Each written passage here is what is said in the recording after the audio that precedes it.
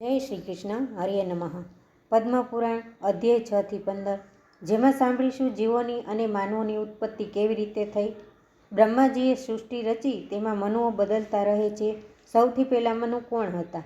પિતૃઓનું શ્રાદ્ધ અને તીર્થોના સ્નાનનું મહત્ત્વ કેટલું છે? ચંદ્રમાને દાગ કેવી રીતે લાગ્યો? ચંદ્રવંશ, સૂર્યવંશ અને ભગવાનના સ્વરૂપો વિશે જાણીશું. તેમજ સ્નાન કયા માસમાં અને ક્યારે કરવાથી અનેક યજ્ઞોનું ફળ પ્રાપ્ત થાય છે તે જ્ઞાન પ્રાપ્ત કરીશું. અધ્યાય 6. દક્ષના યજ્ઞ પછી સૃષ્ટિ પાછી આગળ વધવા માંડી, પણ બ્રહ્માજીએ માત્ર માણસો જ નહીં, અલગ અલગ પ્રજાતિ ઉત્પન્ન કરી. આ પ્રજાતિ કોનાથી ઉત્પન્ન થઈ? તેમાં સાપ, ગંધર્વો અને દૈત્યો પણ જન્મ્યા હતા. સૂતજી કહેવા લાગ્યા, બ્રહ્માજીએ વિચાર્યું કે સૃષ્ટિ તો હજી ખૂબ જ ખાલી છે. ત્યારે કશ્યપ ઋષિની અલગ અલગ પત્નીઓથી દુનિયાને ભરી દીધી. કશ્યપ ઋષિની પત્ની અદિતિએ દેવતાઓને જન્મ આપ્યો, જે હંમેશા માન સન્માનથી જ રહેતા હતા. અને કશ્યપની બીજી પત્ની દિતિએ દૈત્યોને જન્મ આપ્યો, જેની બુદ્ધિ ભ્રષ્ટ પામી હતી.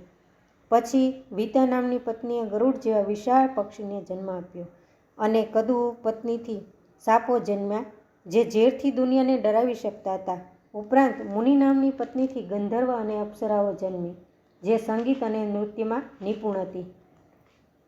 ત્યારબાદ કશ્યપ ઋષિની જુદી જુદી પત્નીઓએ ગાય, ભેંસ અને હિંસા કરનારા પશુઓને પણ જન્મ આપ્યો. સૂતજીએ કહ્યું કે આ દુનિયા પૂરી એક જ પરિવાર સમાન છે. સિંહ, ગાય, દેવતા અથવા દાનવો સૌના પિતા એક જ છે.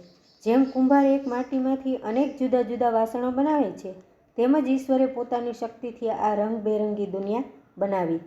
સૃષ્ટિની કેટલી અદ્ભુત રચના છે, જ્યાં સમુદ્ર મંથન કરતા સમુદ્રમાંથી ઝેર અને અમૃત બંને એક જ જગ્યાએથી નીકળ્યા.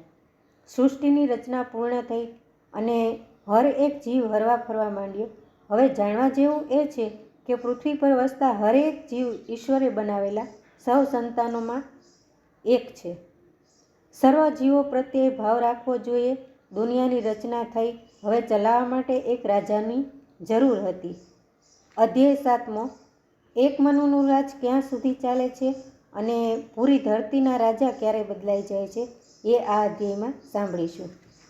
સૂતજીએ સમયના ચક્રની વાત કરી, જે ક્યારેય અટકતું જ નથી. હે ઋષિઓ, દેશમાં જેમ રાજા બદલે છે, તેમ જ બ્રહ્માંડમાં મનુ બદલતા રહે છે.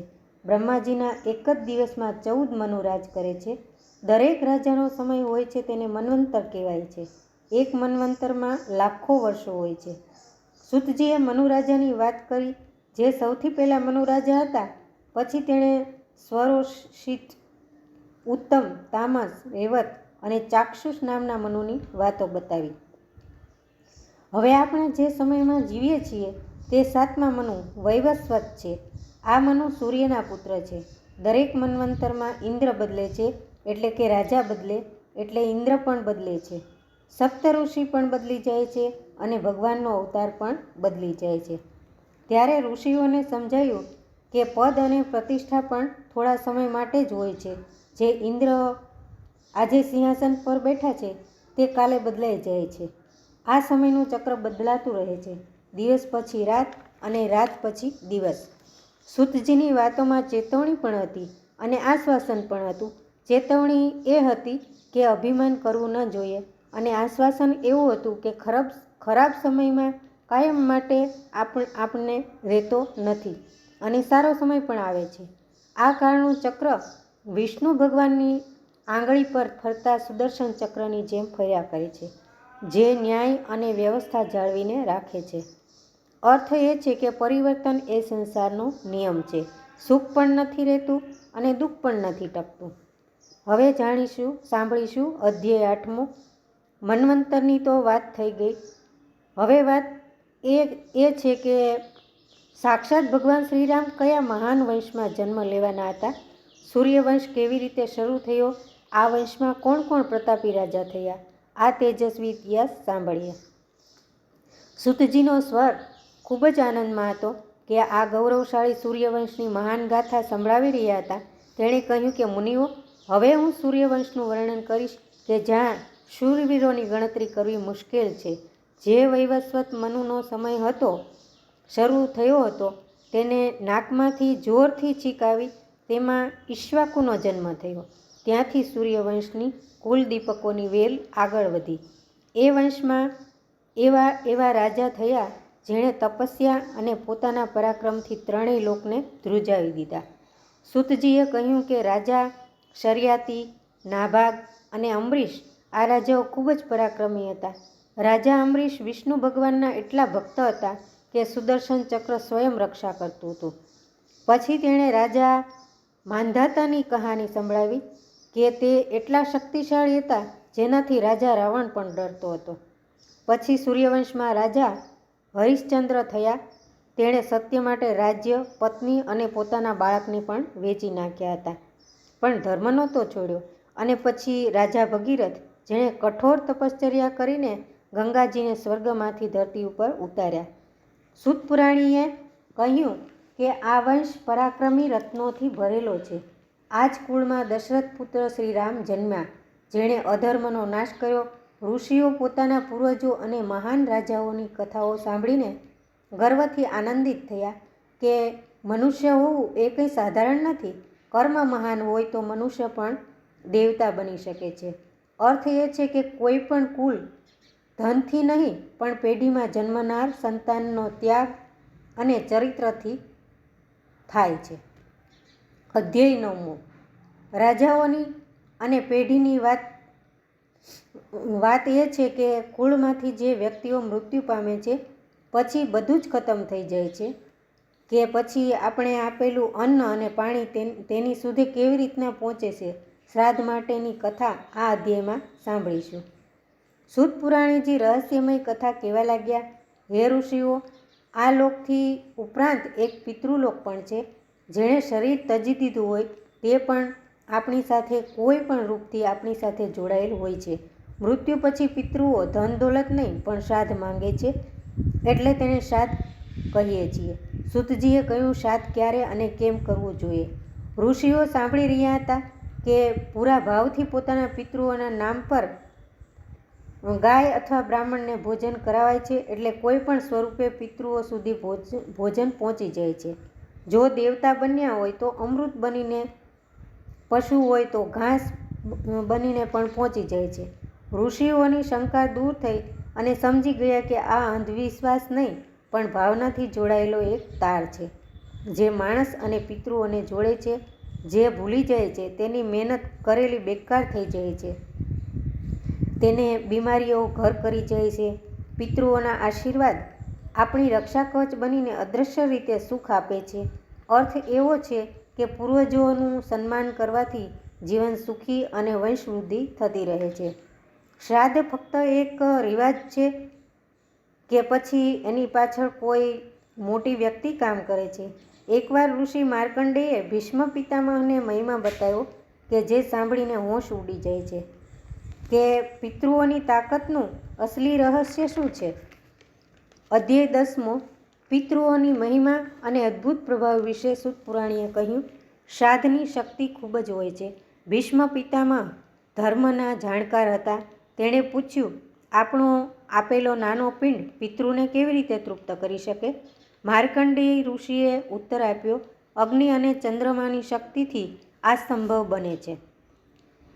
પિતૃઓ એટલા શક્તિશાળી હોય છે કે તે પ્રસન્ન થાય તો રંકને રાજા બનાવે છે અને નારાજ થાય તો રાજાને પણ રંક બનાવી શકે છે.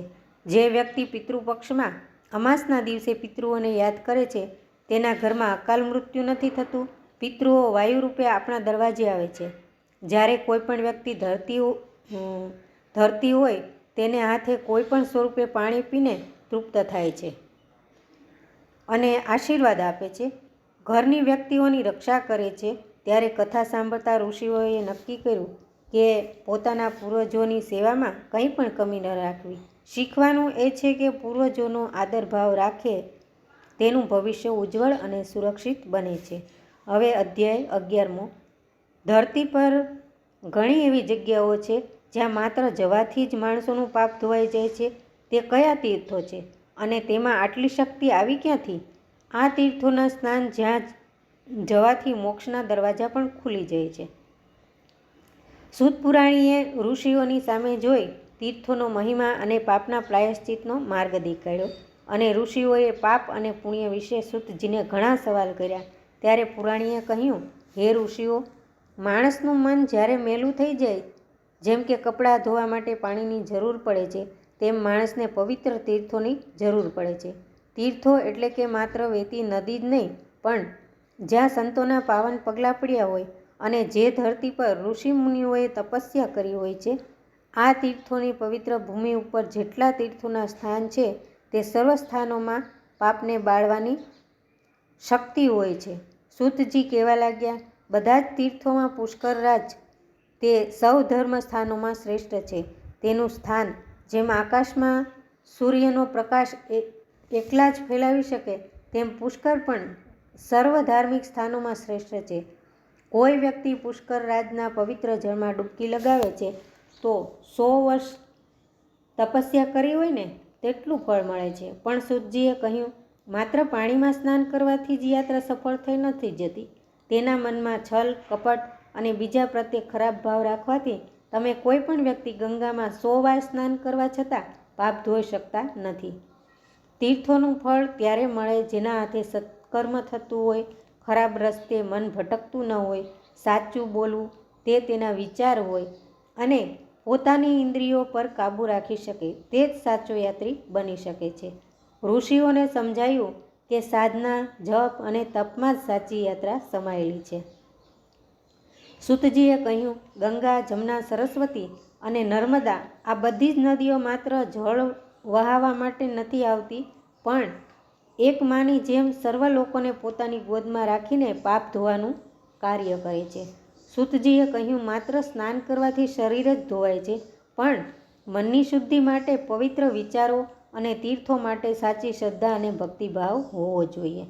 હવે સાંભળીશું અધ્યાય 12મો, તીર્થોની પવિત્રતા. પછી હવે કથા સાંભળીશું ચંદ્રની, જે આકાશમાં રાતના સમયે પોતાની શીતળ છાયા આપે છે.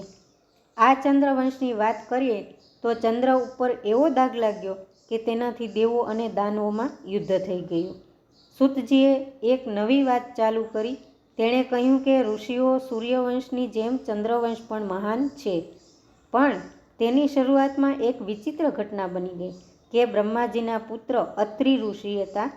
અત્રિ ઋષિએ પોતાની આંખોમાંથી અમૃતની થોડીક બૂંદો ટપકાવી, જેનાથી ચંદ્રમાનો જન્મ થયો. ચંદ્રમાને ઔષધિઓ અને નક્ષત્રોના રાજા બનાવ્યા હતા.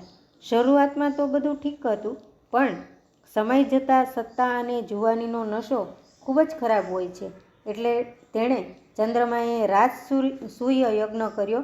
પછી તેને રૂપ અને શક્તિનો ઘમંડ ખૂબ આવી ગયો. અભિમાનમાં તેણે એક ખૂબ જ મોટું પાપ કર્યું. દેવતાઓના ગુરુ બૃહસ્પતિ, તેના પત્ની તારા, જે અતિશય સ્વરૂપવાન હતા, ચંદ્રમાએ તેનું અપમાન કર્યું અને તેની સાથે જબરજસ્તી કરીને પોતાની સાથે લઈ ગયા. આ ખબર જ્યારે ગુરુ બૃહસ્પતિને પડી તો તે ક્રોધથી ગુસ્સે થયા. તેણે ચંદ્રમા પાસે પોતાની પત્નીને પાછી માંગી, પણ ચંદ્રમાએ ઘમંડથી ના પાડી દીધી. પછી દેવો અને દાનવો વચ્ચે ભયંકર યુદ્ધ થયું, જે ખૂબ જ ભયાનક હતું. એક બાજુ ગુરુ બૃહસ્પતિ હતા, જેની સાથે શિવ અને ઇન્દ્ર હતા, તો બીજી બાજુ ચંદ્રમા સાથે શુક્રાચાર્ય ગુરુ હતા, જેને ચંદ્રમાને સાથ આપ્યો. અને શુક્રાચાર્ય એ ગુરુ રાક્ષસોના ગુરુ હતા, કારણ કે ગુરુ શુક્રાચાર્ય દેવતાઓને નફરત કરતા હતા. આ યુદ્ધ એટલું ભયાનક હતું કે આખી સૃષ્ટિ કંપી રહી હતી. છેવટે બ્રહ્માજીએ ચંદ્રમાને ખીજાઈને બચાવ કર્યો અને ગુરુ પત્નીને પાછા સોંપી દીધા.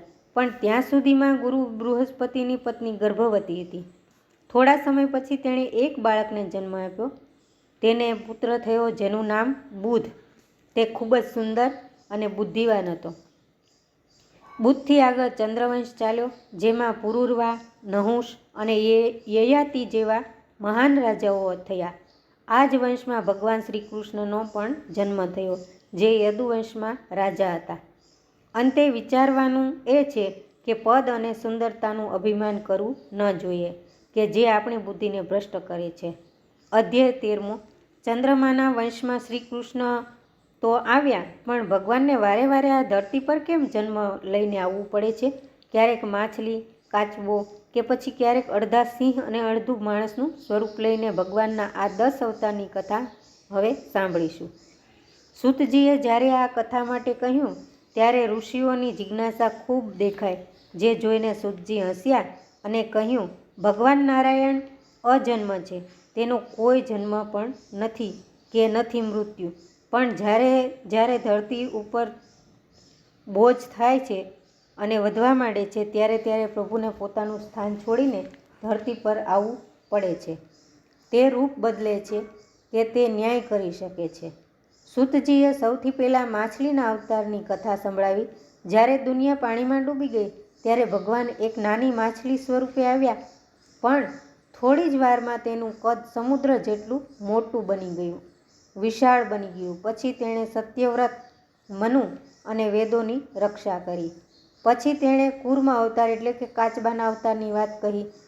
તે ભગવાન કાચબો બન્યા અને મંદરાચલ પર્વતને પોતાની પીઠ પર ઉઠાવ્યો, કારણ કે સમુદ્ર મંથન થઈ શકે. પછી જ્યારે ભયાનક સમય એ આવ્યો કે અસુર હિરણ્યાક્ષ ધરતીને પાતાળમાં લઈ ગયો, ત્યારે ભગવાનને વરાહ રૂપે એટલે કે ભૂંડના રૂપે ગર્જના કરી અને બંને દાંતોની વચ્ચે દબાવીને ધરતીને બહાર લઈ આવ્યા. ભગવાન નરસિંહ રૂપની સૂતજીએ કથા કહી. જે ભયાનક સ્વરૂપ હતું, ભક્ત પ્રહલાદ, બાળ ભક્ત, તેની રક્ષા કરી. સ્તંભને ફાડીને નરસિંહ રૂપમાં પ્રગટ થયા. ન તો તે માણસ હતા કે ન હોતા જાનવર. તેણે હિરણ્યકંશને પોતાની જાંઘો પર રાખીને મોટા નખ વડે ચીરીને નાશ કર્યો. પછી વામન, પરશુરામ, રામ, કૃષ્ણ, બુદ્ધ અને કલ્કી અવતારનું પણ સૂતજીએ વર્ણન કરી અને કથા સંભળાવી. ભગવાનનું એકે એક રૂપ આપણને જ્ઞાન આપે છે. રામ બનીને મર્યાદા શીખવાડે, કૃષ્ણ બનીને પ્રેમ અને નીતિ શીખવાડે છે. પછી નરસિંહ બનીને એ બતાવ્યું કોઈ પણ સ્વરૂપમાં કણ કણમાં ભગવાન વસે છે. ત્યારે કથા શ્રવણ કરતા ઋષિઓને સમજાયું કે આપણે એકલા જ નથી. જ્યારે પણ સંકટ પડશે ત્યારે ભગવાન કોઈ પણ સ્વરૂપે મદદ કરવા દોડીને આવશે જ. અધ્યાય 14મો. સૂતજી કહેવા લાગ્યા, ભક્તોની રક્ષા માટે ભગવાન કોઈ પણ સ્વરૂપે અને કોઈ પણ હદે મદદ કરવા માટે આવે જ છે. બસ સાચા મનથી સ્મરણ કરવું જરૂરી છે. ભગવાન વિષ્ણુ તો રક્ષા કરે છે, પણ એકવાર સૃષ્ટિની રચના કરનાર બ્રહ્માજીથી એવી ભૂલ થઈ ગઈ કે મહાદેવને તેનું માથું કાપવું પડ્યું. એક પિતાનું માથું પુત્રને કેમ કાપવું પડ્યું અને તેનું માથું શિવજીના હાથમાં કેમ ચોંટી ગયું? તો સાંભળીએ આ કથા. સૂતજીએ કથા થોડી ગંભીર બનીને કહી કે મુનિઓ પહેલાં બ્રહ્માજીને 4 નહીં પણ 5 મસ્તક હતા. તેનામાં જ્ઞાન ખૂબ જ હતું, પણ જ્ઞાનની સાથે તેનામાં અહંકાર પણ ભરેલો હતો. એકવાર બ્રહ્માજીએ અહંકારી બનીને કંઈક એવા શબ્દો બોલ્યા જેમાં સચ્ચાઈ નહોતી. તેણે પોતાને મહાન છે તેવું બતાવવાની કોશિશ કરી. ત્યારે શિવજી પણ ત્યાં હતા અને શિવજીને સત્ય ગમે છે. તેને જૂઠ અને અહંકાર બિલકુલ પસંદ નથી. બ્રહ્માજીના 5મા મસ્તકે ગેરશબ્દ કહ્યા તો શિવજીની અંદર રહેલ ભૈરવ જાગી ઉઠ્યો. ક્રોધમાં આવીને શિવજીએ પોતાના હાથના નખ વડે બ્રહ્માજીનું મસ્તક નષ્ટ કરી દીધું. મસ્તક તો કપાઈ ગયું, પણ શિવજીને બ્રહ્મ હત્યાનું પાપ લાગ્યું અને આ કપાયેલું માથું એટલે કે તેની ખોપરી શિવજીના હાથમાં એવું ચોંટી ગયું કે તે નીકળતું જ નહોતું. આ બ્રહ્મ હત્યાનું પ્રાયશ્ચિત કરવા માટે શિવજીને એક ભિખારીનો વેશ ધારણ કરવો પડ્યો. તેણે પોતાના શરીર ઉપર સ્મશાનની રાખ લગાડી અને હાથમાં ખોપરી લઈને શિવજી ભિક્ષા માંગવા નીકળ્યા. એટલે તેનું નામ કાપાલિક પડ્યું. તે 3 લોકમાં ઘૂમ્યા, પણ ખોપરી તેના હાથથી છૂટતી જ નહોતી. અંતે તે કાશી પહોંચ્યા, જે શિવજીની નગરી છે. કાશીમાં પ્રવેશ કરતાં જ, પવિત્ર ભૂમિમાં પગ પડતા જ બ્રહ્માજીની ખોપરી જે શિવજીના હાથમાં ચોંટી હતી તે નીચે પડી ગઈ. તે જગ્યાએ કપાલ મોચન તરીકે તીર્થ બન્યું અને ત્યાં શિવજીએ સ્નાન કર્યું, એટલે બ્રહ્મ હત્યાના પાપથી પણ મુક્તિ મળી ગઈ. આ સાંભળી ઋષિઓ પણ અચરજ પામ્યા કે પાપ કોઈને છોડતું નથી, પછી ભલે ને ઈશ્વર પણ હોય, ન્યાય સૌ માટે બરાબર થાય છે. બ્રહ્માજીનું મસ્તક કપાવાનું પણ નક્કી જ હોય છે અને પાપનું પ્રાયશ્ચિત ભગવાનને પણ કરવું જ પડે છે. આ જળમાં કેટલી પવિત્રતા અને તાકાત હશે, માટે તીર્થોમાં સ્નાન કરવું જરૂરી છે. અધ્યાય 15મો. એક એવો માસ મહિનો છે જેમાં સવારે વહેલા ઉઠી સ્નાન કરવાથી હજારો યજ્ઞો કરવા જેટલું પુણ્ય પ્રાપ્ત થાય છે.